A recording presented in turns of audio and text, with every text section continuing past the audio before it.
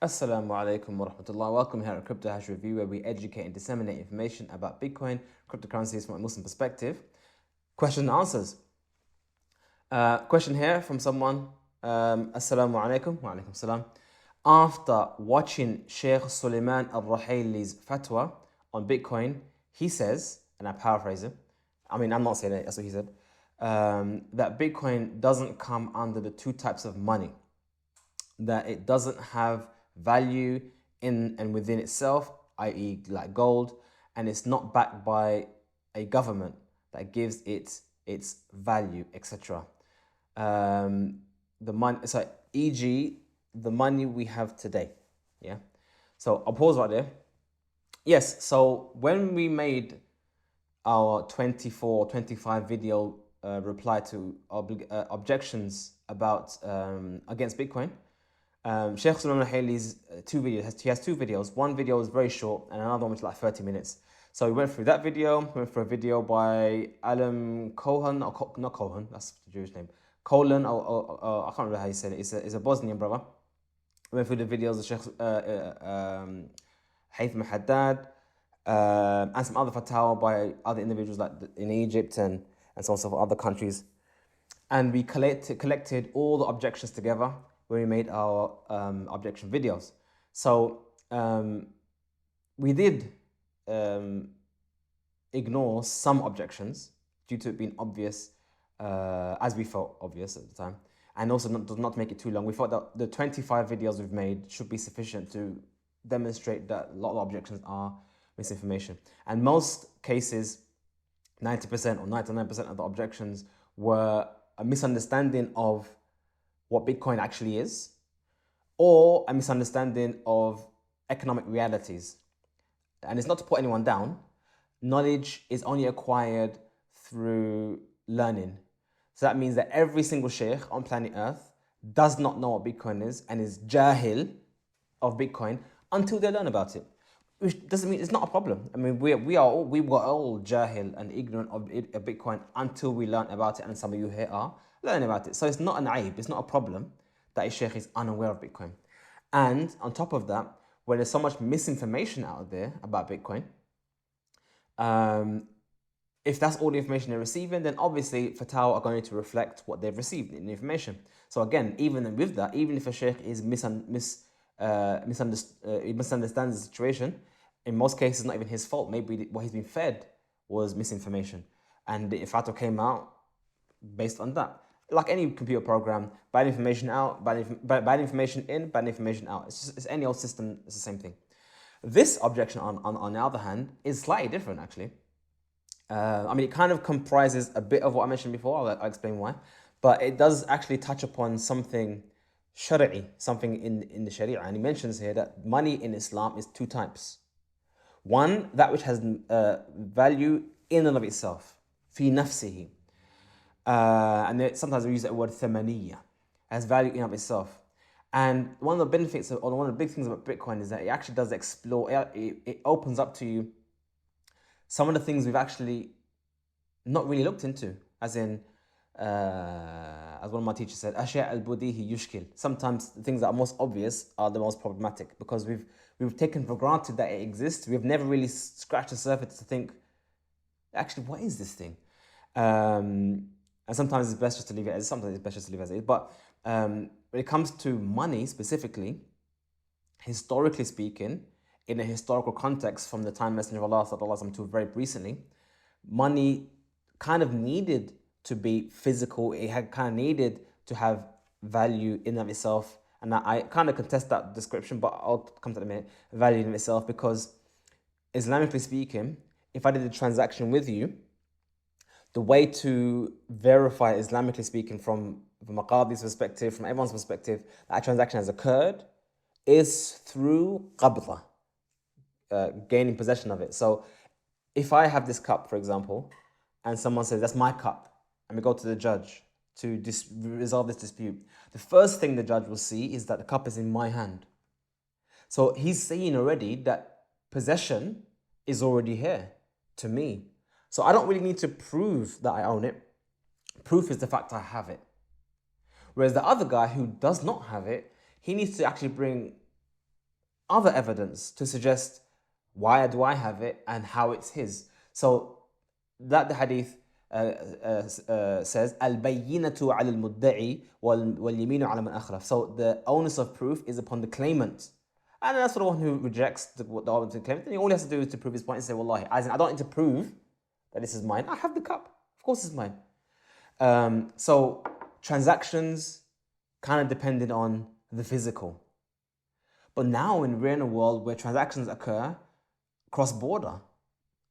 I mean, we now have to really rethink, okay, what really is money and what really is a transaction even? What is qabda? What is taking possession? What does taking possession really mean now when I can actually send money to you and you can send me a product? I never met you, haven't even seen you. You're in another country. So imagine this, I actually purchased a painting, a digital image, because I wanted it from you. And you just emailed it to me and I send you Bitcoin or whatever. That's a transaction. I haven't seen you, you haven't seen me, I haven't grabbed anything, you haven't grabbed anything. So now we're dealing with more nuanced discussion, a more deeper discussion as to what does it really mean to possess and whatnot. I'm going to be on a tangent, but I'm trying to get to the point here. So this topic of it has to have thamani, has to have value in and of itself. So what makes something have value? This is the question you have to start asking yourself. Okay, when we say something has to have value in and of itself, does gold have value? And I'm sure most of you say, of course it does. Gold has had value for thousands of years. But no, gold only has value because we say it has value. If every human being on the face of the earth was to disappear, would gold still have value? Not really. I mean, value to who? I mean, does a dog value gold? Does a dog care about gold? If you gave a dog gold, would he be your best friend? And if you took it away from him, would you get upset? I mean, you get what I'm saying? So value is actually a subjective thing. There is no absolute value in anything. So there is a video, which we're going to be making soon, talking about mining gold in space. When or if that becomes a reality and gold becomes so common that it's as common as paper, gold won't have the same value as it has today. It's because of perception. So saying that something has value in and of itself is a subjective thing. It's not an objective thing, which is what a lot of people don't understand. They think gold is objectively valuable. No, gold is only valuable because we hold it to be valuable and because we actually found use cases for gold. We have a use for gold, and if we no longer have a use for gold, then its perceived value will be affected by that. So when we say Bitcoin has no value, first and foremost, we have to get beyond the assumption that we have to hold it for it to be a thing. Because there are many things that exist that you can't hold, but are they still there? So if we just put aside this assumption that you have to have something to exist, I would object, say, no, Bitcoin has got value. There are millions and millions and millions of people who say Bitcoin has value. Of course it has value. You can't take it from me, it's mine. They can prove it's yours because you can't take it from them. So they have ownership, they have proof of ownership. And they say it has value. And we say it as in this digital thing, it is, and it has a value. So again, that's the premise, which is false, based on misunderstanding of what Bitcoin actually is and what even thamaniya is. And it's not to put the sheikh down, it's just to broaden you think about it. Does something have to physically exist to have value? And are there things in your life that you can't actually grab, which are very valuable to you? That if someone was to offer you money, you would give it to them if it got offered you enough. There are definitely things like that. So the idea that Bitcoin has no value in and of itself, I would say Bitcoin does have value in and of its digital self. So that's the way to answer that one. And not backed by government. That's the interesting part. Not backed by government, because no one can bring me any evidence at all that this type of money, backed by government money, ever existed prior to a couple hundred years. So if that is the case, that this is new type of money, then why can't there be a third type of money? If we're going to limit the types of money to only two types, and one of those types is actually muhdath, is actually new and innovated, so why can't we have a third type which is also innovated? There is nothing in the Sharia which says that money must be backed by a government. Doesn't make no sense. And finally, when I mentioned the issue of ignorance of economic realities, governments don't give money its value. Money is issue paper in order for debt, and people pay for this debt with more debt. So money, there's this fallacy which people have that the money we have is based on the economy. If the economy is strong, then the money is strong. That's not the case. Money is an issuance of debt.